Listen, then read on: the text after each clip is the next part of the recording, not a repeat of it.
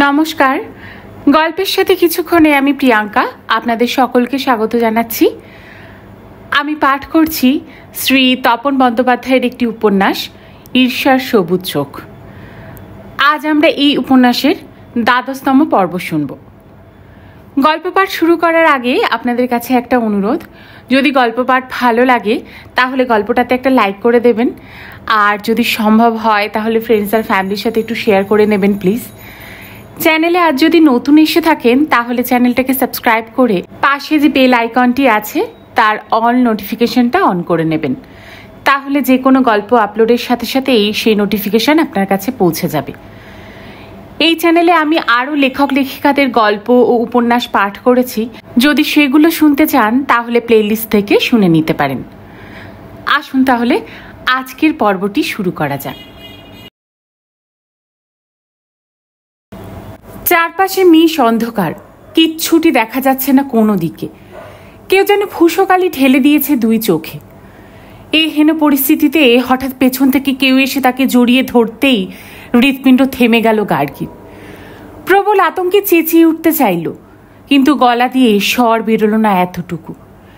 কেননা লোকটার এক হাত চেপে ধরেছে তার মুখ, অন্য হাতে শরীরটা বের দিয়ে ধরেছে, তাতে ঘাড়ের ওপর গরম নিঃশ্বাস পড়ছে তার।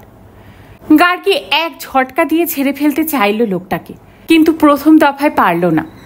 বরং লোকটার মুখ থেকে কি যেন একটা গন্ধ ভেসে আসতেই তার শরীরের ভেতর বমি পাক দিয়ে উঠল। ঝটকা খেয়ে লোকটা আরও জোরে চেপে ধরতে চাইল তাকে।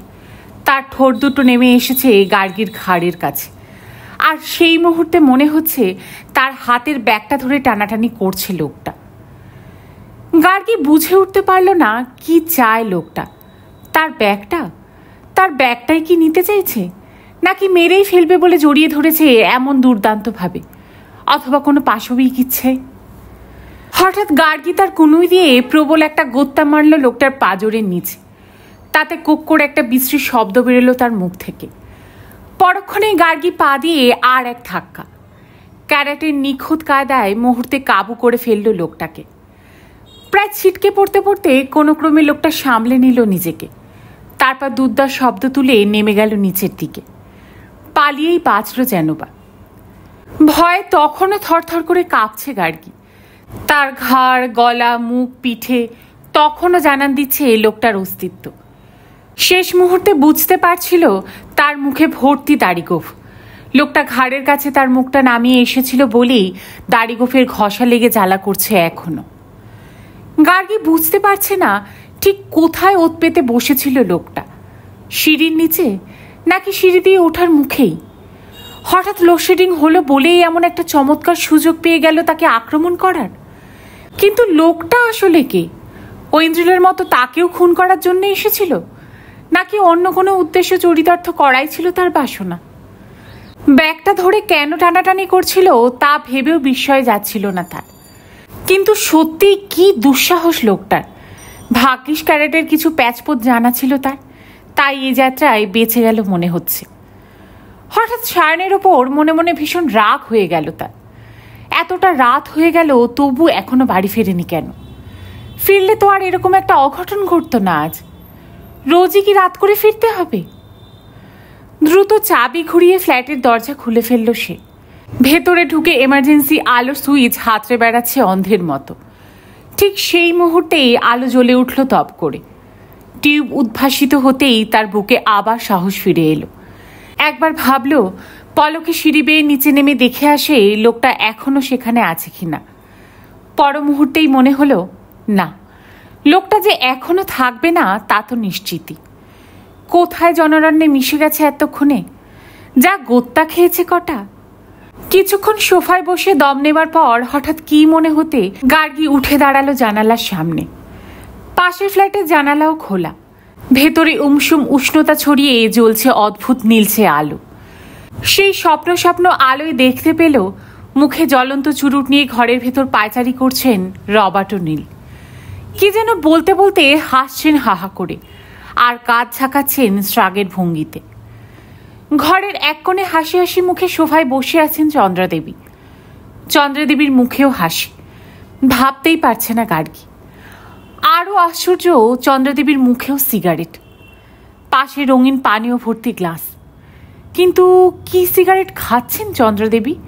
উনি কি লেডিস সিগারেট খান? পরক্ষণে রবার্টের মুখে ধূসর দাড়ির জঙ্গল দেখে ভুরুতে কোচ ঘনিয়ে এলো গার্গীর।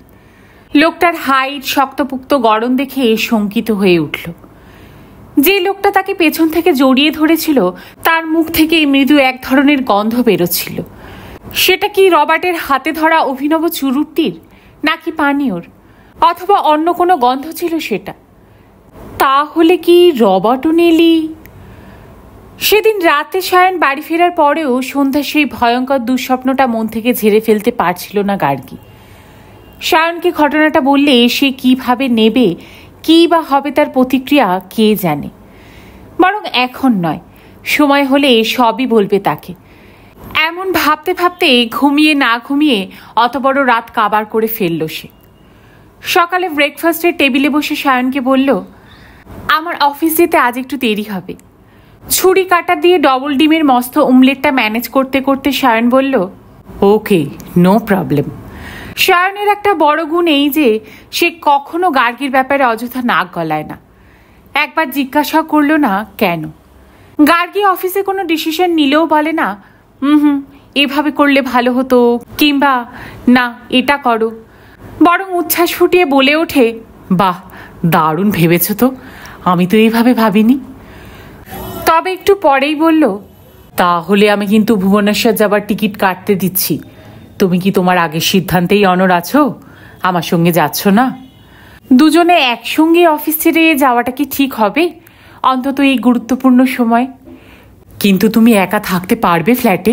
ভেবে দেখো। একা? গার্গী প্রায় আর্তনাদ করে উঠল যেন। একা থাকতে পারবো না। কাল সন্ধ্যের ঘটনাটা সায়ন জানে না বলে জিজ্ঞাসা করতে পারলো সে একা থাকতে পারবে কিনা। জানলে নিশ্চয়ই তার একা থাকার কথা ভাবতই না। কিন্তু গার্গী এখনো আতঙ্কে নীল হয়ে আছে। আর একটু সুযোগ পেলেই হয়তো চৌধুরী বাড়িতে আরও একটি বধূ হত্যার ঘটনা জানতে পারত লোকে। গার্গীর অস্ফুট কণ্ঠের জবাব শুনে সায়ন তৎক্ষণাৎ প্রশ্ন করল, তাহলে? তাহলে শব্দটা গার্গীর ভেতরেও তখন তুমুল হয়ে তোলপাড় করছে। সত্যিই তো, তাহলে গার্গী থাকবে কোথায়? দাদার বাড়ি থেকে এক বস্ত্রে বেরিয়ে এসেছিল যেদিন, পিত্রালয় শব্দটি তার অভিধান থেকে নিশ্চিহ্ন হয়ে গেছে। এই মুহূর্তে তার এমন কোনো বান্ধবীও নেই যার বাড়িতে 2-3 রাত অগত্যা আশ্রয় প্রার্থনা করতে পারে। আসলে যেদিন থেকে সে সায়নের জীবনের দুর্ঘটনার সঙ্গে জড়িয়ে ফেলেছে নিজেকে, সায়নের সুখ দুঃখের শরিক হয়েছে, তখন থেকে আত্মীয় স্বজন, বন্ধুবান্ধব, এমনকি সভ্য জগতের তাবৎ মানুষের কাছে সে অচ্যুত, অনাদৃত, অপাংতেয়। সায়ন একটু ভেবে তৎক্ষণাৎ সমাধান করে দিল প্রশ্নটির, যেভাবে কয়েকদিন আগেও মোকাবিলা করেছিল এহেন সমস্যার। বলল, তাহলে ভরসা সেই আলোদা। গার্গী তবু খুঁতখুত করতে লাগলো, আবার সেই আলোদার বাসায়? তাছাড়া আর উপায় বা কি? 2-3টে রাত তো মোটে। সায়ন অফিসে বেরিয়ে যাওয়ার পর গার্গী এবার ঐন্দ্রিলার আলমারি খুলে বসল। প্রতি মুহূর্তেই তার মনে হচ্ছিল অন্যের সম্পত্তি খুলে দেখা মোটেই শোভন না। কিন্তু আজ নারীসুলভ কৌতূহলে নয়, নিতান্তই গোয়েন্দার দৃষ্টিতে সে লকারের ভেতর থেকে বার করল গয়নাগাটির বাক্সটি। কি দারুণ সব গয়না, দেখলে চোখ ঝলসে যায়।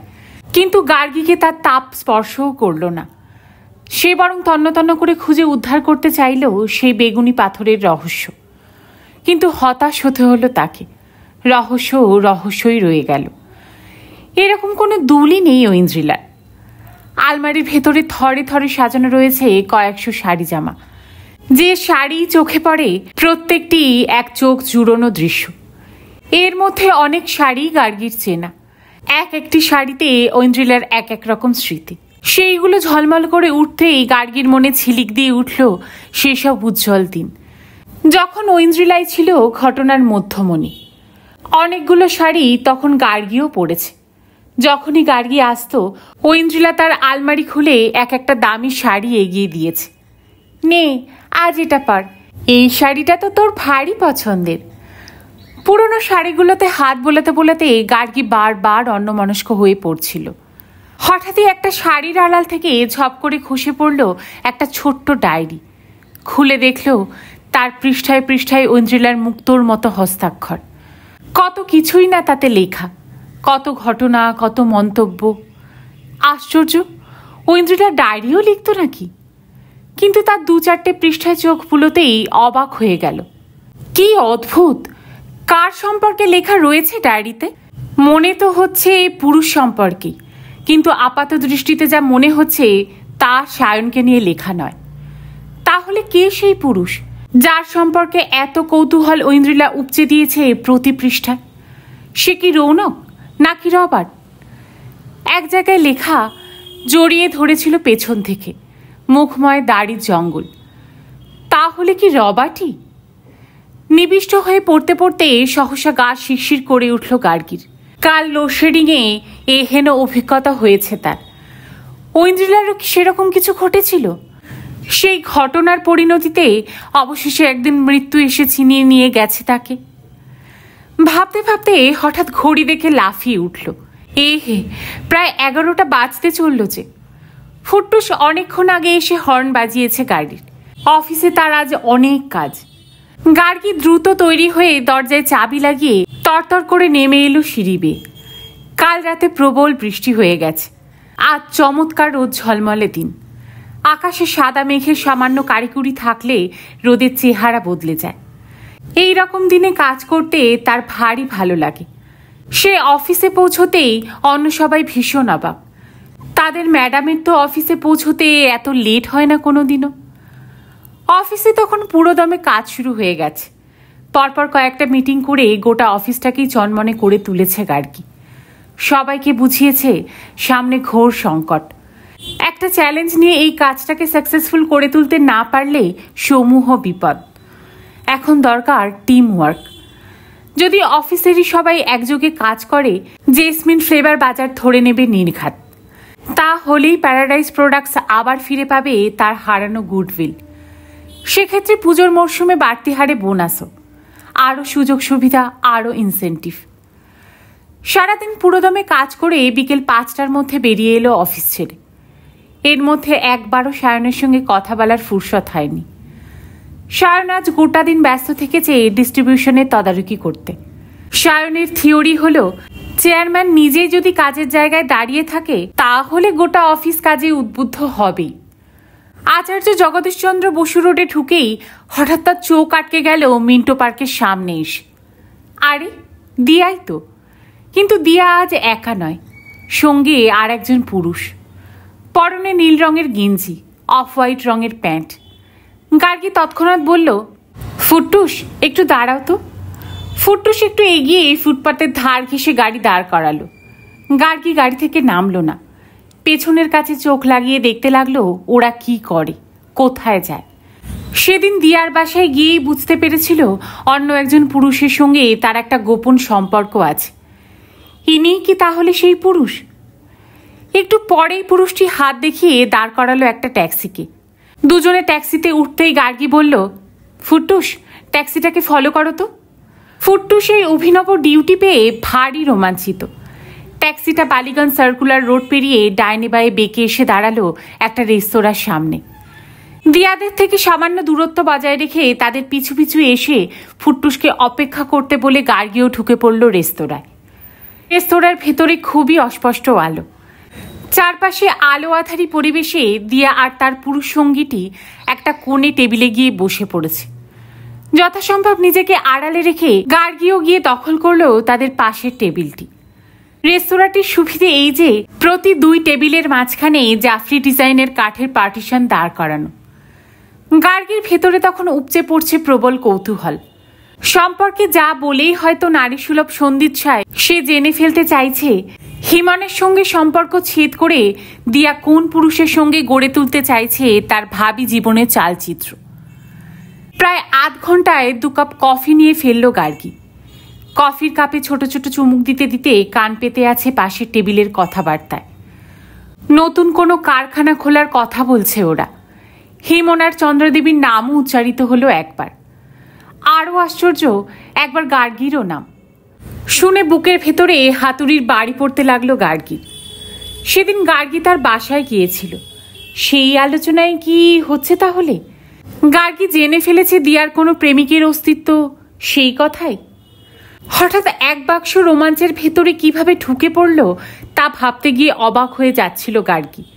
বেশ উত্তেজিত। আধ ঘন্টাটাক পর সঙ্গী পুরুষটি উঠে গেল প্রথমে। বিল মিটিয়ে সে বেরিয়ে যেতেই দিয়া উঠে দাঁড়ালো। ঠিক এই মুহূর্তটির জন্যই অপেক্ষা করছিল গার্গী। যেন এখন সে রেস্তোরাঁয় ঢুকেছে এমন মুখ করে সে দিয়ার সামনে এসে দাঁড়ালো। আরে তুমি এখানে? দিয়া প্রথমে চমকে উঠেছিল গার্গীকে দেখে। চট করে দরজার দিকে নজর ফেলে দেখে নিল তার পুরুষ সঙ্গীটিকে দেখা যাচ্ছে কিনা। না দেখে নিশ্চিন্ত হয়ে হাসি ফোটালো মুখে।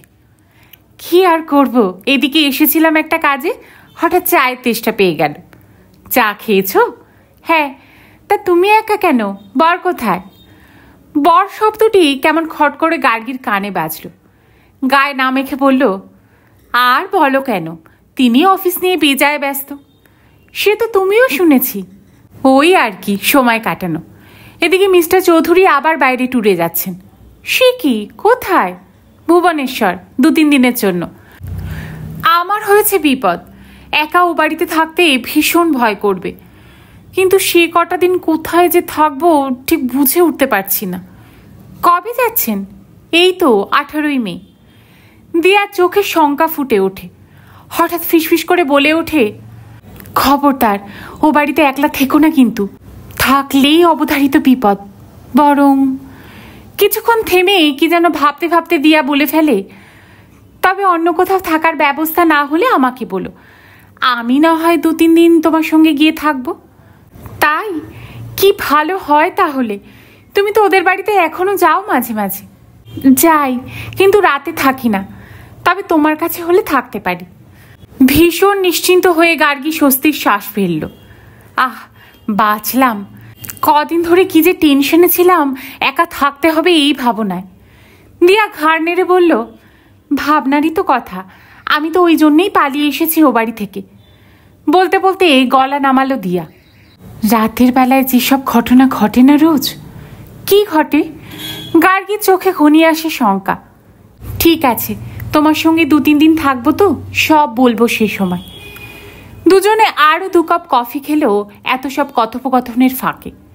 বিল মিটিয়ে বাইরে বেরোতেই গার্গী বলল, বাড়ি যাবে তো, চলো তোমাকে পৌঁছে দিয়ে আসি। দিয়া আগের দিনের মতোই আপত্তি করে, না না, রাসবিহারী অ্যাভিনিউতে আমার একটা কাজ আছে, সেখান থেকে অন্য জায়গায় যেতে হবে। বাড়ি ফিরতে আজ আমার রাত হবে। ঠিক আছে, তাহলে অন্তত রাসবিহারী অ্যাভিনিউ পর্যন্ত পৌঁছে দিই। রাসবিহারী অ্যাভিনিউতে একটা দোকানের সামনে নেমে গেল দিয়া। তাকে নামিয়ে দিয়ে আরও কিছুটা এগিয়ে গিয়ে কি মনে হতে গার্গী বলল, দাঁড়াও তো ফুট্টুস। গাড়িটা থামতেই হাঁটতে হাঁটতে গার্গী ফিরে এলো সেই দোকানে যেখানে দিয়াকে নামিয়ে দিয়েছিল। কিন্তু সে পৌঁছাবার আগেই দিয়া কাজ মিটিয়ে বেরিয়ে এসেছে দোকান থেকে। তাকে ধরতে বাস স্টপে ছুটল গার্গী, কিন্তু সেখানেও পেল না। দেখল এসপ্ল্যানেডগামী একটা বাসে উঠে পড়েছে দিয়া। কথাটা বলা হলো না বলে খুব আফসোস হলো তার। ফ্ল্যাটে ফেরার মুখে হঠাৎ কেন যেন মাথার ভেতরে একটা তীব্র যন্ত্রণা শুরু হয়ে গেল। ভীষণ টেনশন হচ্ছে তার, অস্থির অস্থির লাগছে ভেতরটায়। সন্ধ্যের পর ফ্ল্যাটে ঢুকতে গেলেই এমন হচ্ছে আজকাল। সেই ভয়ঙ্কর সন্ধ্যের কথা স্মরণ করেই বোধহয়। পাছে ফের লোডশেডিংয়ের খপ্পরে পড়ে তাই একটা পেন্সিল টর্চ রেখে দিয়েছে ব্যাগের ভেতর, কিন্তু টর্চ আজ লাগলো না। ঘরে ঢোকার পরও কিন্তু সেই অস্থিরতার এক চুলও উপশম হলো না। আর সেটা নজরে পড়ল সায়নীর। জিজ্ঞাসা করল, কি হয়েছে তোমার? শরীর ভালো নেই? ঠিকই আছে। গার্গী তার অস্থিরতা গোপন করল। জানো তো, 2 দিনেই দারুণ অ্যাচিভমেন্ট হয়েছে আমাদের। কলকাতার প্রায় 90% দোকানে জেসমিন ফ্লেভার সাপ্লাই হয়ে গেছে। গোটা 10 জেলাও কভার করে ফেলেছি আমরা। মনে হচ্ছে ভালোই রেসপন্স পাবো। তাই? গার্গীর চোখ খুশিতে টইটুম্বুর হয়ে ওঠে এতক্ষণে। হবে নাই বা কেন, যা একখানার প্রোডাক্ট এবার বাজারে ছেড়েছ। কি করে বুঝলে? তুমি তো আর মাখনি। না, মাখিনি, তবে আজ 1 পিস ভ্যানিটি ব্যাগের মধ্যে ভরে এনেছি। কমার্শিয়াল ম্যানেজারই বললেন, ম্যাডাম একবার মেখে দেখুন আমাদের সাহেবের তৈরি সাবান। আপনি সার্টিফাই না করলে জেসমিন ফ্লেভার জাতে উঠছে না। সায়ন হেসে বলল, তাই নাকি? এখন অফিস থেকে ফিরে মনে হচ্ছে সমস্ত শরীর ঘাম আর ধুলোয় মিশে চটচট করছে। দেখা যাক জেসমিন ফ্লেভার কোনো উপকারে আসে কিনা। বাহ, এই না হলে কোম্পানির ম্যানেজিং ডিরেক্টর? ঠিক আছে, ভালো করে সারা শরীর জুঁই ফুলের গন্ধে ভরিয়ে এসো। আজ সারা রাত জুঁই ফুলের গন্ধ শুকিয়েই কাটিয়ে দেব। গার্গী ফুরকুটি করে হাসলো। কি ব্যাপার চেয়ারম্যান সাহেব, প্রোডাক্টের ভালো কাটতি হবে ভেবে মন মেজাজ বেশ খুশিয়াল মনে হচ্ছে। সায়ন হঠাৎ অন্যমনস্ক হলো। আসলে এবারের ভেঞ্চার আমাদের কাছে একটা চ্যালেঞ্জ। এক স্ট্রোকে জিততে না পারলে প্যারাডাইজ প্রোডাক্ট ফতুর হয়ে যাবে গার্গী। বহু টাকা ওভারড্রাফট নিয়েছি। গার্গীও অন্যমনস্ক হলো। ঠিকই বলেছ, আমার কাছেও এটা একটা বিরাট চ্যালেঞ্জ। এ যুদ্ধে জিততেই হবে। গার্গীর মনে হলো অন্য একটা যুদ্ধের কথা ভাবছিল সে। পরের দুটো দিন আরও ব্যস্ততায় কাটল ওদের। ফ্যাক্টরিতে প্রোডাকশনের হার যেমন বাড়িয়ে দেওয়া হয়েছে, তেমনই ডিস্ট্রিবিউশন পয়েন্টে বাড়িয়ে দেওয়া হয়েছে তৎপরতা। যেন কি এক অলৌকিক স্পর্শে প্রাণ সঞ্চার হয়েছে গোটা অফিসে। সেদিন সন্ধ্যের পর অফিস থেকে বেরোবার সময় গার্গী শুনল অনেক আগেই বেরিয়ে গেছে সায়ন। তাকে বলেও যেতে পারেনি ব্যস্ততায়। ফুটটুস তার জন্য অপেক্ষা করছে গাড়ি নিয়ে। কিন্তু গাড়িটা সেদিন 200-300 গজ যেতে না যেতেই হঠাৎ বিগড়ে গেল কোনো নোটিশ না দিয়েই। বহু চেষ্টাও তার গাড়িতে হৃদস্পন্দন ফিরিয়ে আনতে পারল না ফুটটুস। প্রায় আধ ঘন্টা পর হতাশ হয়ে বলল, একটা ট্যাক্সি ডেকে দিই ম্যাডাম। মনে মনে অসহিষ্ণু হয়ে উঠেছিল গার্গী। হয়তো সে বাড়ি পৌঁছবার আগেই ফিরে আসবে সায়ন। তাকে দেখতে না পেয়ে বসে থাকবে ভারী বিষণ্ণ ও মনমরা হয়ে। ঠিক ঠিক সময়ে কফির কাপ না পেয়ে ক্ষুব্ধ হয়ে ওঠাটা বিচিত্র নয়। গাড়ি থেকে নেমে ট্যাক্সির জন্য কিছুক্ষণ বৃথা চেষ্টা করল ফুটটুস। বাধ্য হয়ে গার্গী বলল, তাহলে বাসেই উঠে পড়ি। আপনি বাসে ফিরবেন ম্যাডাম? ফুটটুসের চোখে একরাশ বিস্ময়, যেন এমন কথা সে জন্মেও ভাবেনি। তার হা মিলিয়ে যাওয়ার আগেই বাস স্টপে পৌঁছে গেল গার্গী। ফুটটুসের উৎকণ্ঠা দেখে মনে মনে হাসল। স্বগত কণ্ঠে বলল, বুঝলে ফুটটুস, গাড়িতে চড়ছি মাত্র এই কদিন। এতকাল ট্রামে বাসে চড়েই বিশ্ব পরিক্রমা করেছি। মিনিট 5-এর মধ্যেই একটা স্পেশাল বাস পেতে তাতে কোনো ক্রমে উঠে পড়ল। আর কি ভাগ্য, ভেতরে ঠেলে ঢোকবার মুখে একটা কাটার সিট থেকে একজন উঠতেই একেবারে জানলার কাছে পৌঁছতে পেল সে। এক মুহূর্তে হু হু হাওয়ায় তার শরীর থেকে লহমায় মিলিয়ে গেল এতক্ষণের পরিশ্রম আর উৎকণ্ঠা। সবে স্বস্তির শ্বাস ফেলেছে, হঠাৎ তার নজর আটকে গেল গাড়ির গেটের কাছে। পরবর্তী স্টপেজে নামার জন্য তোড়জোড় করছে আর কেউ নয়, হিমন। আরে কোথায় নামছে হিমন? পার্ক স্ট্রিটে? কেন পার্ক স্ট্রিটে কেন? তার তো অফিস ফেরত বাড়ি ফেরার কথা। নাকি দেবাদ্রি সান্যালের কাছেই শুনেছিল গার্গী হিমন নাকি প্রায় এক নাইট ক্লাবে যায়। সেখানে তার এক বান্ধবী আছে যে চেন স্মোকার।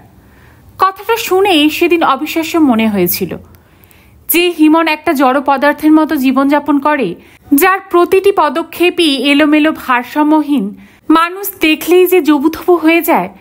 তার কিনা এক বান্ধবী আছে নাইট ক্লাবে। তা কি কখনো সম্ভব? যদি সম্ভবই হয়, তাহলে হিমনের এই অস্বাভাবিক জীবনযাপনের সবটাই কি বানানো? সবই তার অভিনয়? হিমন কি এখন সেই ক্লাবেই চলেছে? ভাবনাটা ভেতরে চাড়িয়ে যেতেই সে বিদ্যুৎ পৃষ্ঠের মতো জানালার হাওয়া স্নিগ্ধ ঝাপড় ছেড়ে উঠে দাঁড়ালো তৎক্ষণাৎ। দুরদার করে ভিড় ঠেলে নেমে পড়ল হিমনের পিছু পিছু। হিমন অবশ্য আচ্ছন্নের মতো পথ হাঁটছে, গার্গীকে নজরই করল না। হিমন সম্পর্কে কদিন ধরেই তার ভেতরে চাগার দিয়েছে এক অপর্যাপ্ত কৌতূহল। তার সম্পর্কে দিয়া একরকম বলেছে, আর দেবাদ্রি সান্যাল বলেছে ঠিক তার বিপরীত। এই দুয়ের মধ্যে কোনটা ঠিক? বেশ অনেকখানি পথ এলোমেলোভাবে হেঁটে হিমন এসে দাঁড়ালো একটা মস্ত দোতলা বাড়ির সামনে, যার সামনে ছোট্ট সবুজ লন। লনের দুপাশে কিছু ঝাউ পাতাবাহার গাছ।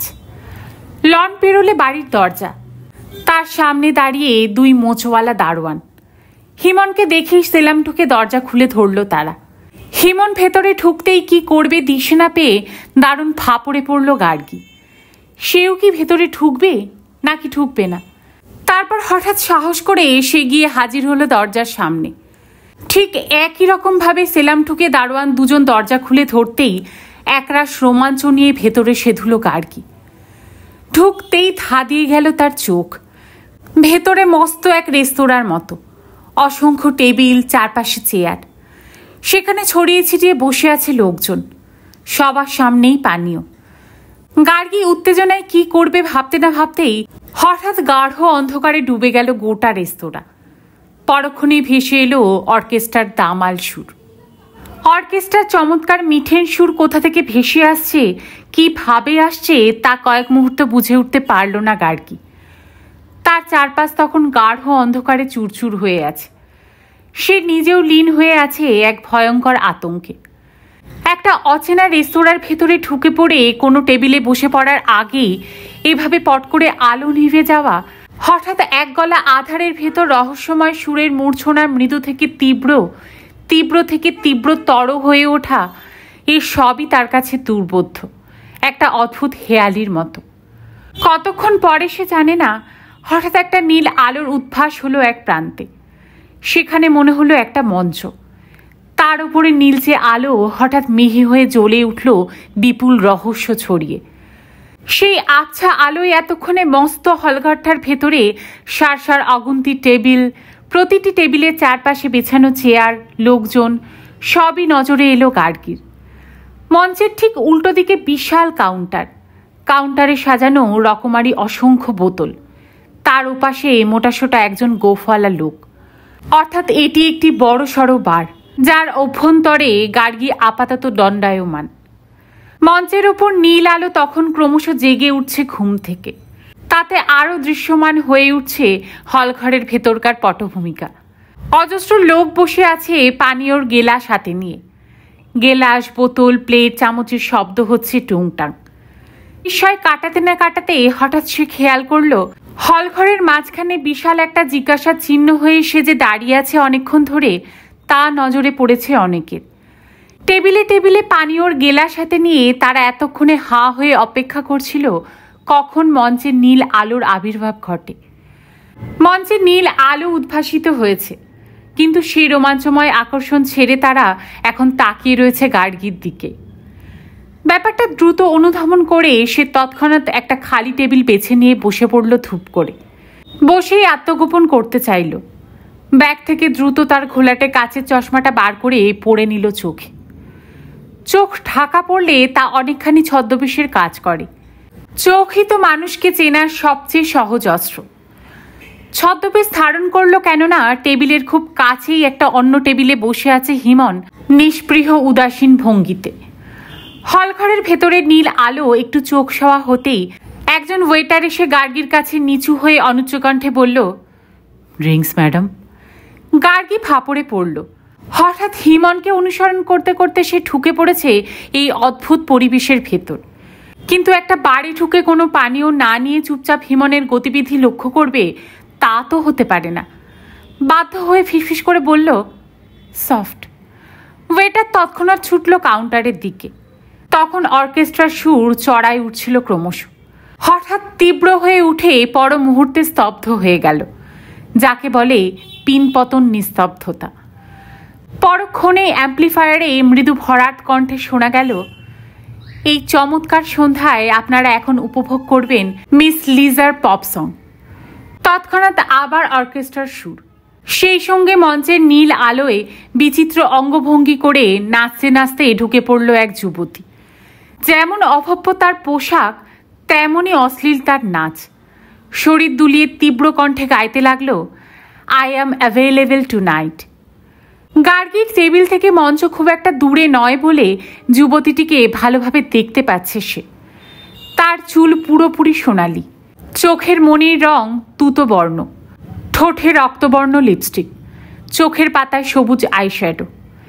এহেন যুবতীর অশালীন নাচ দেখতে দেখতে শরীরের ভেতরটা প্রবল অস্বস্তিতে ভরে উঠল গার্গীর। একবার ভাবল চট করে উঠে বাইরে বেরিয়ে যায়, কিন্তু তার আগে ওয়েটার এসে পানীয় সরঞ্জাম ভরে দিল টেবিলে। অর্থাৎ গার্গীকে এখন এই ভয়ঙ্কর অস্বস্তিকর পরিবেশে আরও কিছুক্ষণ কাটাতে হবে, যতক্ষণ না তার পানীয়র গেলা শেষ হয়, যতক্ষণ না তার টেবিলে বিল নিয়ে আসে ওয়েটার। ব্যাপারটা এই মুহূর্তে তার কাছে খুবই কষ্টকর, অসহনীয়, কিন্তু কী বা করার আছে এখন। অতএব হালকা পানীয়র গেলাসে ঠোঁট ছুঁয়ে সে এক দৃষ্টে তাকিয়ে রইল নৃত্যরত যুবতীর দিকে নয়, তার অদূরে বসে থাকা হিমনের দিকে। হিমন থম হয়ে বসে আছে একা, নিরুদ্বিগ্ন, চুপচাপ, যেন অপেক্ষা করছে কারো জন্য। একটু পরেই একটা লোক হিমনের কাছে এসে নিচু হয়ে যেন কি বলল ফিসফিস করে। হিমন ঘাড় নাড়তেই সে যেমন দ্রুত এসেছিল তেমনই চলে গেল তাড়াহুড়ো করে। এক মুহূর্তে গার্গীর মনে হলো লোকটা সেদিন তার অফিসে দেখা সেই লোটন নয় তো। কিন্তু লোটন হঠাৎ বাড়িই বা আসবে কেন? এলেও হিমনকে তো তার চেনার কথা নয়। পর মুহূর্তে মনে হলো সেদিন কালীজীবনবাবু বলেছিলেন লোটন লাইম ইন্ডিয়ায় চাকরি করে। লাইম ইন্ডিয়ার রৌনক মুখার্জিকে এখন ঘোরতরভাবে সন্দেহ করছে গার্গী। সেদিন সন্ধ্যের পর রৌনক কেন গিয়েছিলেন ঐন্দ্রিলার কাছে? গভীর রাত পর্যন্ত তিনি ছিলেন কিনা ঐন্দ্রিলার কাছে? তিনি ঐন্দ্রিলার মৃত্যুর জন্য দায়ী কিনা? এসব ভাবনা বারবার রোল করছে গার্গীর মগজে। রৌনকই তার সন্দেহের তালিকায় এখন প্রথম, কিন্তু তাকে অভিযুক্ত করার আগে নিশ্চিত প্রমাণ চাই তার। সেই রৌনকের সঙ্গে নিশ্চয়ই লোটনের যোগাযোগ আছে, কিন্তু লোটন হঠাৎ হিমনের কাছে কেন? রৌনকের দূত হয়ে কি লোটন এসেছে হিমনের কাছে? নিচু হয়ে এসে কি বলল হিমনের কানে কানে?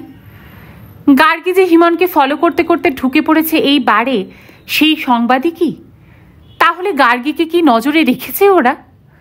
প্রথম থেকেই কেন যেন হিমনকে ভারী রহস্যময় বলে মনে হয়েছিল গার্গীর। বাড়িতে এমন গোবেচারার মতো নিরীহ জীবটি হয়ে থাকে যেন কিছুই জানে না, অথচ সে বাড়ি আসে, ক্যাসিনো খেলে, স্মোকার বান্ধবী আছে। অর্থাৎ তার গোটা জীবনটাই গাঢ় রহস্যে আবৃত। একটু পরেই একজন ওয়েটার এসে সেই রহস্যময় হিমনের সামনে পানীয়র গেলাস ও আনুষঙ্গিক সরঞ্জাম রেখে গেল। হিমন সেদিকে তাকিয়ে দেখল অত্যন্ত নিষ্পৃহ ভঙ্গিতে। একবার হাইও তুলল হঠাৎ, যেন আজ পানিয়ে তার ইচ্ছে নেই। সোনালি চুলের মেয়েটা তখন আরও উদ্যম হয়ে নাচছে। এহেন কুৎসিত দৃশ্যের ভেতর গার্গী আর তখন বসে থাকতে পারছে না, অথচ উঠে যাবে তাও সায় দিচ্ছে না মন। কেননা হিমনকে ফলো করে এত দূর এসেছে, তার স্বরূপ আসলে কি জানতেই হবে তাকে। নিপাট বোকাশোকা চেহারার অন্তরালে সে কি সত্যিই ভয়ঙ্কর?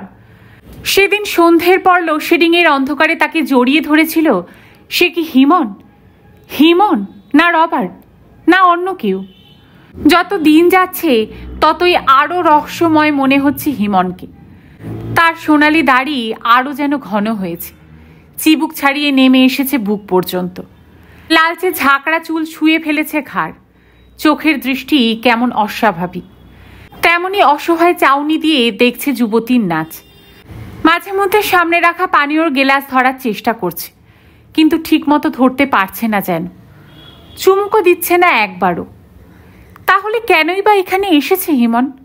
বোধহয় প্রায়ই আসে, নাকি রোজই? কিন্তু কি উদ্দেশ্যে, কার সঙ্গে দেখা করতে? তারই সন্ধানে এসে টান টান হয়ে বসে আছে গার্গী। কাছেই একটা টেবিলে একটু কোণাচে হয়ে বসে আছে হিমন, মুখটা ঘোরানো সামনের দিকে। ফলে গার্গীকে দেখে ফেলবে এমন সম্ভাবনা নেই। পেছনে ফিরলেও এই আলো আধারি পরিবেশে ঘোলা কাচের চশমা পরা গার্গীকে চিনতেও পারবে না। এইসব ভাবনায় যখন লাট খাচ্ছে একা একা গার্গী, সেই মুহূর্তে একজন লোক এসে হঠাৎ তার পাশের খালি চেয়ারটা দখল করল। মাথার চুল ছোট করে ছাটা, মাঝারি হাইট, মুখে জ্বলন্ত সিগারেট। নিচু গলায় কর্কশ কণ্ঠে জিজ্ঞাসা করল, নাম্বার প্লিজ।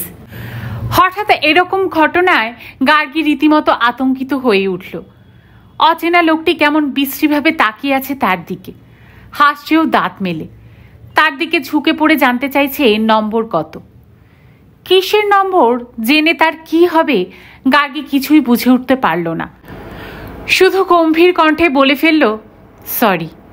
কি বুঝল লোকটা কে জানে, তার উত্তর শুনে দ্রুত মিলিয়ে গেল অন্ধকারের মধ্যে। গার্গী পেছন ফিরে তাকিয়েও তার গতিবিধি অনুধাবন করতে ব্যর্থ হলো। লোকটা চাউনি এমনই লোলুপ ক্রূর ধরনের ছিল যে এবার একটু ভয় ভয় চালিয়ে যেতে লাগলো গার্গীর ভেতর। মনে হলো এভাবে হুট করে এহেন জঘন্য উৎকট পরিবেশে ঢুকে পড়া তার মোটেই উচিত হয়নি।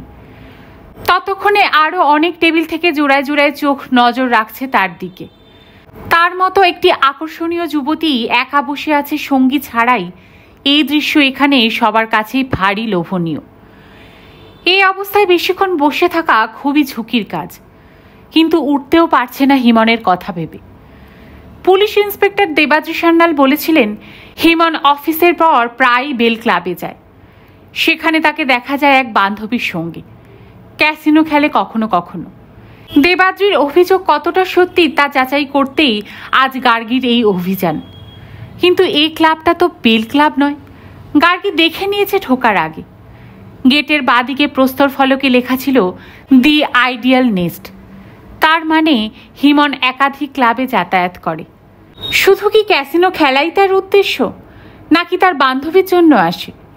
তাহলে তার বান্ধবীর এখনো দেখা নেই কেন? তার জন্য কি হিমন অপেক্ষা করছে? স্বর্ণকেশী যুবতী তখনও নাচতে নাচতে গিয়ে চলেছে I am available to night.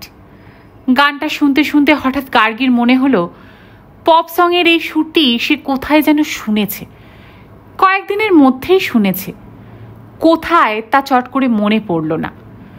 যুবতীর দিকে তাকিয়ে দেখল, সোনালি চুল আর নীলাভ সবুজ চোখের মনির সমন্বয়ে তাকে বিদেশি যুবতী বলে মনে হলেও কোথায় যেন এদেশি ছাপ আছে তার চাউনিতে, মুখমণ্ডলে। হয়তো অ্যাংলো ইন্ডিয়ান মেয়ে হবে। তার চাউনিতে যতটা না লাস্য, তার চেয়ে কুটিলতা বেশি। মিস লিজা নাম শুনে মনে হয় হয়তো তার নাম এলিজাবেথ বা ওই ধরনের কিছু। পার্ক স্ট্রিট এলাকায় এ ধরনের অ্যাংলো ইন্ডিয়ান মেয়ের ছড়াছড়ি। অনেকেই নর্তকী কিংবা গায়িকার ভূমিকা পালন করে এ ধরনের বারে বা রেস্তোরাঁয়। মেয়েটিকে বেশ কিছুক্ষণ খুঁটিয়ে দেখল গার্গী। হঠাৎ কেন যেন মনে হলো কোথাও দেখেছে এই ডিম ছাঁচের মুখখানা। হয়তো এই মেয়েটি কোনো সাহেব কোম্পানিতে চাকরি করে দিনের বেলা। গার্গীর চোখে পড়েছে সেসব অফিসের কোথাও। পথে ঘাটেও দেখতে পারে। এমন অদ্ভুত সাজ পোশাক, চাউনি সবই তো চোখে পড়ার মতো। গার্গী তখন খুঁটিয়ে খুঁটিয়ে দেখছে গোটা বারটা, কিন্তু দেখার খুব একটা ফুরসত পেল না। কারণ তাকে প্রবলভাবে শঙ্কিত করে হঠাৎ তার দুপাশে চেয়ারে দুই বিকট বলশালী পুরুষ এসে জাঁকিয়ে বসল। দুজনেরই চেহারা প্রকাণ্ড, গায়ে চকরা বকরা জামা, পরনে জিন্সের ঢোলা প্যান্ট, একজনের মাথায় আবার ঝাঁকড়া চুল। দুজনে একই সঙ্গে ঝুঁকে পড়ল তার দিকে। Number please. কিসের নম্বর জানতে চাইছে, কেনই বা, তা গার্গীর বুদ্ধিতে কিছুতেই এলো না। দুজন পুরুষ তাকে এমনভাবে ঘিরে ধরেছে দুদিক থেকে যে গার্গীর মনে হলো তাকে ফাঁদে ফেলা হয়েছে। সে এখন ইচ্ছে করলেই এই বেড়াজাল থেকে উঠে পালাতে পারবে না। দুজনের জ্বলন্ত চাউনি, লোলুপ অঙ্গভঙ্গি দেখে বুকের ভেতরে কাঁপ ধরে গেল, যেন রণক্ষেত্রে এসে ঢুকে পড়েছে অভিমন্যুর মতো। বেরোবার মন্ত্র জানে না। দুই মহারথী এখন তাকে নিয়ে। অসহায়ভাবে চারপাশে তাকাতে গিয়ে সে আরও দেখল শুধু এই দুই মহারথীই নয়, আরও বহু মহারথী এখন তাকিয়ে আছে তারই দিকে, প্রায় হায়নার মতো চাটছে তাকে। মঞ্চের নৃত্যরতা মিস লিজার যা আকর্ষণ, তার চেয়ে ঢের বেশি মনোযোগ কেড়েছে ঘোলা কাচের চশমা পরে থাকা এই রহস্যময় গার্গী চৌধুরী। এখানে তার পরিচিত বলতে একমাত্র হিমন, কিন্তু হিমনের আড়ষ্ট হয়ে বসে থাকা শূন্য চাউনি দেখে বোঝা যায় যে নিজেই সে টালমাটাল। গার্গীর কোনো সাহায্যই সে আসতে পারবে না। অর্কেস্ট্রার চড়া সুর তখন তুমুল হয়ে ঝরে পড়ছে বাড়ির ভেতর। মিস লিজার পপ সংও তখন তীব্র ধ্বনিতে ছড়িয়ে যাচ্ছে পানরতদের শিরায় শিরায়। আই অ্যাম অ্যাভেলেবল, এই মাদকতায় দুলছে তাদের টলমল শরীর। গানের কলিগুলো বেশ কয়েকবার শুনতেই হঠাৎ গার্গীর মনে পড়ে গেল সেদিন সকালে রবার্ট ওনিলের কণ্ঠেই গুনগুন স্বরে শুনেছিল এই গানটি। হঠাৎ কিভাবে রবার্ট ওনিলের গান এসে বাসা বাঁধল মিস লিজার কণ্ঠে, তা ভেবে বিস্ময়ের অন্ত রইল না। এমন তো নয় যে এই গানটি কোনো বিখ্যাত গায়ক বা গায়িকার কণ্ঠে রেকর্ড আছে। একেবারে নতুন গান, সম্ভবত রবার্ট ওনিলই এর স্রষ্টা। সেই গান কিনা মিস লিজার গলায়। গার্গীকে নিরুত্তর দেখে জমদূতের মতো দুপাশে বসে থাকা দুজন লোক পরস্পরের চোখাচোখি করল, কি যেন ইশারাও করল মনে হলো। তারপর একই সঙ্গে ফের ঝুঁকে পড়ল তার দিকে। Your number please. গার্গী আগের মতোই বলল, সরি। ভেবেছিল সরি বললেই এবার উঠে যাবে লোক দুটো, কিন্তু আশ্চর্য, তারা উঠল না, বরং পাশেই দাঁড়িয়ে থাকা এক ওয়েটারকে কর্কশ কণ্ঠে বলল, হুইস্কি, বলে দুজনেই দুটো সিগারেট ধরালো। গার্গী প্রমাদ গুনল, বিলের জন্য বসে অপেক্ষা করা আর ঠিক হবে না, উঠে গিয়ে কাউন্টারে টাকা মিটিয়ে এক্ষুনি বেরিয়ে পড়তে হবে বাইরে। দুপাশের লোক দুটো তখন কাছেই আর একটা টেবিলের দিকে হাত নেড়ে কী সব যেন বলছে, তারাও কটমট করে তাকাচ্ছে গার্গীর দিকে। গার্গী বুঝতে পারছে সে খুব একটা বড় ঝামেলা পাকিয়ে ফেলেছে আজ। এখন উঠে পালাতে চাইলেও এরা তাকে এখান থেকে বেরোতে দেবে কিনা কে জানে। যতই সে ক্যারেটে জানুক, এতগুলো লোকের সঙ্গে লড়াই দেওয়া কোনো ক্রমেই তার পক্ষে সম্ভব নয়। গার্গীর দুপাশে দুজন লোক তখন গার্গীকে নিয়েই যেন আলোচনা শুরু করলো নিজেদের মধ্যে। লম্বা, সারা মুখে কাটা দাগ লোকটার। সে ধোয়া ওড়াতে ওড়াতে বলল, মেয়েটার নয়া আমদানি, তাই না গুরু? এ পাশে ধ্বংস লোকটা হেসে উঠল খিকখিক করে। প্রথম লোকটি গার্গীর দিকে এক পলক তাকিয়ে বলল, খাঁচায় তুলে নেও নাকি গুরু? গুরু তেমনই বিশ্রীভাবে হেসে বলল, দেখ তো খোলসা করে, নয়া না পুরানা? প্রথম লোকটি ধন্দে পড়ে বলল, নয়াই মনে হচ্ছে, আগে তো কখনো দেখিনি। কি চুল, কি চোখ, খুবসুরত চেহারা। শুনতে শুনতে গার্গীর ভেতরে কাঁপ শুরু হয়ে গেল। এই কাদের পাল্লায় পড়ে গেল কে জানে। হিমনকে বাস থেকে পার্ক স্ট্রিটের মোড়ে নামতে দেখে কেন যে তাকে অনুসরণ করার ভূত চাপলো তার মাথায়। ফুটটুসের গাড়িটা খারাপ না হলে এত সব রহস্যের ভেতর তার তো ঢোকারই কথা ছিল না। একটু পরেই ধ্বংস লোকটা উত্তর দিল, মেয়েটাকে আগে দেখেছিস, শুধু ভোল বদলেছে এই যা। তাই নাকি? কোথায় দেখেছি বলতো? মেয়েটা বেল ক্লাবে নাচতো, তখন এর নাম ছিল মিস বেবি। প্রথম লোকটা জিভে শ শব্দ তুলে বলল, তাই বল? চোখ দুটো দেখেই তাই মনে হচ্ছিল। চিনি চিনি চিনি, হোগো বিদেশিনী। শেষ বাক্যগুলো অদ্ভুত সুর করে গাইল লোকটা। গার্গী একটু যেন হাঁপ ছেড়ে বাঁচল। তাকে নিয়ে নয় তাহলে, মিস লিজাকে নিয়েই কথাবার্তা চলছে দুজনের। কিন্তু সঙ্গে সঙ্গে তার ভুরুতে ভাঁজ পড়ে, এই মেয়েটা বেল ক্লাবে নাচতো আগে। বিশ্রী চেহারার লোক দুটোর বিচিত্র কথোপকথনের ফাঁকে এই অদ্ভুত অথচ জরুরি তথ্যটি জেনে ফেলে যেন ভারী সুবিধা হলো গার্গীর। হিমন তখনও বসে আছে ঝুম হয়ে, বোধহয় এখনো অপেক্ষা করছে কারো জন্য, তার সেই বান্ধবীর জন্যই হয়তো। কিন্তু কে তার সেই বান্ধবী যার সম্পর্কে দেবাদ্রি সান্যাল বলেছিলেন চেন স্মোকার? সেই মিস লিজাই নাকি, যে আগে মিস বেবি নামে বেল ক্লাবে নাচত? এখন মিস লিজা হয়ে নাচছে এই দ্য আইডিয়াল নেস্টে। এও কি সম্ভব? মঞ্চের উপর মিস লিজার গান তখন শেষ হয়ে এসেছে। হল ঘরে আলো কমে আসছে ফের, মৃদু হয়ে আসছে অর্কেস্ট্রার সুরও। তাতে চঞ্চল হয়ে উঠল হিমন। সে উঠে দাঁড়িয়ে দ্রুত কাউন্টারের দিকে গেল। মুহূর্ত দেরি না করে গার্গীও টেবিল ছেড়ে উঠে পড়ল চকিতে। লোক দুজনকে একটুও বুঝতে না দিয়ে সেও বিল মেটাতে কাউন্টারের কাছাকাছি গেল। হিমনের থেকে একটু দূরত্ব বজায় রেখে দাঁড়ালো আড়াল খুঁজে।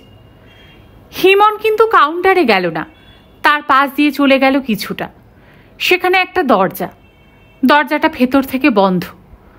বন্ধ দরজার সামনে দাঁড়িয়ে বিল মেটাচ্ছে, আর কালচে চশমার আড়াল থেকে নজর রাখছে হিমনের দিকে। বুঝতে পারছে না দরজায় নক করে কাকে ডাকছে হিমন। একটু পরেই বন্ধ দরজাটা খুলে গেল হঠাৎ, সঙ্গে সঙ্গে হিমন ঢুকে গেল তার ভেতরে। গার্গীরও বিল মেটানো হয়ে গিয়েছিল। কাউন্টারের ম্যানেজারের চোখ ফাঁকি দিয়ে সেও প্রচণ্ড ঝুঁকি নিয়ে সেধিয়ে গেল দরজার ওপাশে। ভেতরটা বেশ অন্ধকার।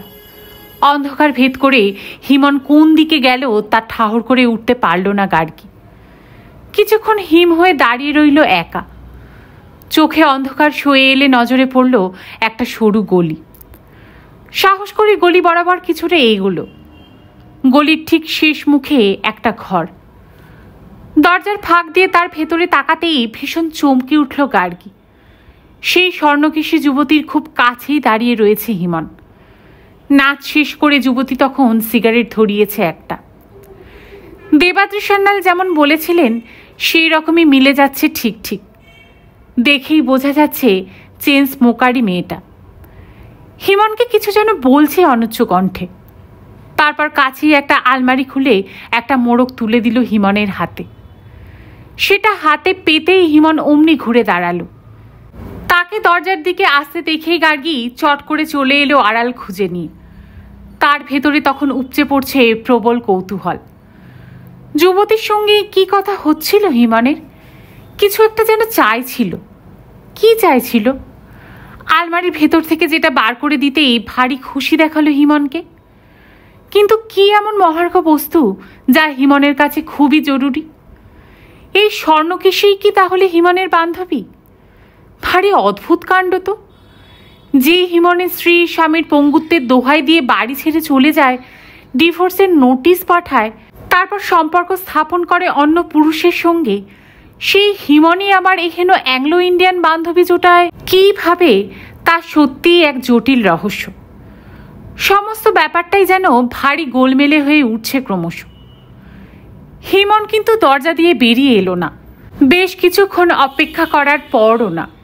কৌতূহলী হয়ে গার্গী দরজায় উকি মেরে দেখতে গিয়ে দেখল এবার দরজাটা বন্ধ হয়ে গেছে ভেতর থেকে। তার মানে ওরা দুজনই এখন ঘরের মধ্যে। কি করছে ওরা এখন তার না ভেবে গার্গী এবার ফিরে আসতে চাইল অন্য দরজা দিয়ে। সেই মুহূর্তে অন্ধকারে কে যেন তাকে ধাক্কা মারল। গার্গী সপাটে পড়ে যেতে যেতেও কোনো ক্রমে সামলে নিল নিজেকে। নিশ্চয়ই তাকে কেউ অনুসরণ করে এসেছে তার পিছু পিছু। ভীষণ ভয় পেয়ে প্রায় দুর্দার করে যে দরজা দিয়ে এই গলির অন্ধকারে ঢুকেছিল সেই দরজার দিকে ছুটে গেল। দরজাটা খোলা পেয়ে গেল ভাগ্যক্রমে। দরজা পেরোতেই হলঘর। মঞ্চে ততক্ষণে আবার নীল আলোর বিচ্ছুরণ শুরু হয়েছে। নাচ শুরু করেছে অন্য একটি মেয়ে, সঙ্গে সেই রকম বিশ্রী গান। কোনো ক্রমে টেবিলগুলো পার হতে গিয়ে দেখল অনেকগুলো চোখ তাকে অনুসরণ করছে। কেউ কেউ যেন উঠে দাঁড়ালো তাকে দেখে। গার্গী তখন হুড়মুড় করে ছুটছে। ছুটতে ছুটতে মনে হলো বেশ কয়েকজন লোক বড় বড় পা ফেলে ধাওয়া করছে তার পেছনে। হলঘর পেরোতেই ওপাশে সেই লন। কেমন যেন অন্ধকার হয়ে আছে জায়গাটা। দুপাশের গাছগুলো ঝুপসে দেখাচ্ছে। ঘাসে পা দিতেই হঠাৎ একটা বড় ইটের টুকরো তার শরীরের কাছ ঘেঁষে তীব্র বেগে গিয়ে পড়ল লনের মাঝখানে। গার্গী কেঁপে উঠল ফের। তৎক্ষণাৎ আরও গতি বাড়িয়ে দিল। পেছনে তখনও কেউ কেউ আসছে দ্রুত পায়। লন পেরিয়ে গেট খুলতেই রাস্তায় নেমে কিছুটা আলোর হদিশ পেল। পেছনে তাকিয়ে দেখল ৩-৪ জন লোক ধাওয়া করছে তার পিছু পিছু। রাত অনেকটা হয়ে গেছে। পথে লোকজন গাড়ি ঘোড়া থাকলেও সংখ্যায় কম। পরিবেশটাই কেমন যেন গা ছমছমে। ৩-৪ জন লোক তার মতো একজন একলা যুবতীকে হঠাৎ কিডন্যাপ করে নিয়ে যাওয়াটা কোনো ব্যাপারই নয় এই অঞ্চলে। কোনো কিছুই না ভেবে সামনেই একটা খালি ট্যাক্সি পেয়ে তাকেই ডাক দিল গার্গী। এদিককার ট্যাক্সিওয়ালারা ভালো নয়, তবু ট্যাক্সিটা থামতেই প্রায় লাফ দিয়ে উঠে পড়ল তাতে। পিছনে ফিরে তাকিয়ে দেখল লোকগুলো উঠছে সেখানে দাঁড় করানো একটা অ্যাম্বাসাডারে। তারা উঠে বসতেই অ্যাম্বাসাডারটা বিদ্যুৎ বেগে রওনা দিল তাদের ট্যাক্সির পিছু পিছু। গার্গী বুঝে উঠতে পারল না লোকগুলো কি করতে চায়। সে ক্রমাগত ট্যাক্সিওয়ালাকে একবার বায়ের গলি একবার ডাইনের গলিতে ঢুকতে নির্দেশ দিয়ে যেতে লাগলো রুদ্ধশ্বাস হয়ে। মধ্য কলকাতার এই অঞ্চলে এত রাস্তা আছে, এত তার বাইলেন যে অনেকক্ষণ লড়াই চালানো যায় এ পথ ও পথ ঘুরে। ট্যাক্সিওয়ালাও অবাক হয়েছিল। তারপর বাংলায় বলল, কানা বিপদে পড়েছেন নাকি মাইজি? গার্গী তখনও উত্তেজনায় ভয়ে আতঙ্কে কাঁপছে। কোনো ক্রমে ঘাড় নেড়ে বলল, হ্যাঁ। আপনার ভয় নেই মাইজি বলে ট্যাক্সিওয়ালার নানা অলিগলি পার হয়ে কিছুক্ষণ পর শীতে ঢুকে পড়ল ল্যান্সডাউন ওরফে শরৎ বসু রোডে। স্বস্তির শ্বাস ফেলে তখন গার্গী বুঝতে চাইছে সমস্ত ব্যাপারটা। তাহলে একটা বিশাল চক্র কাজ করছে এত সব ঘটনার পেছনে। কারা তারা?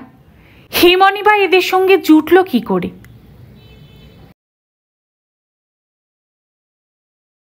শেষ করলাম আজকে ঈর্ষার সবুজ চোখের ১২তম পর্ব।